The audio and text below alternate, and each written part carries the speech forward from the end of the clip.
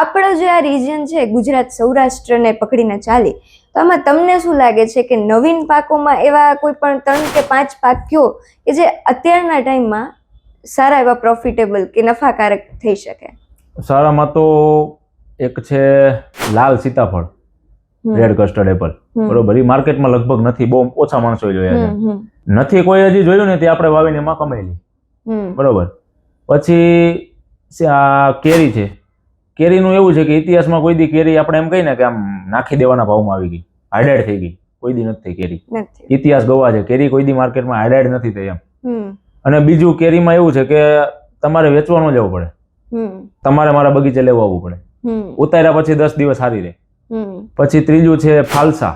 ફાલસા fruit છે, બહુ નાની નાની સાઈઝનું. ઈ હજી આપણે લગભગ અહીંયા કોઈ નથી જોયું, જોયું હોય તો 2-5% એમ. ફાલસા છે.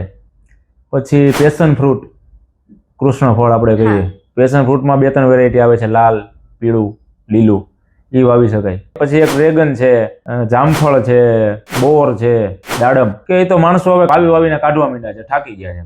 કેમ કે નુકસાની એટલી છે. માર્કેટમાં ભાવ શું આવે? 2 રૂપિયા, 5 રૂપિયા, 10 રૂપિયા, હાઈએસ્ટ ભાવ 24 રૂપિયા કિલો. એટલે આવા નવા પાક થઈ શકે.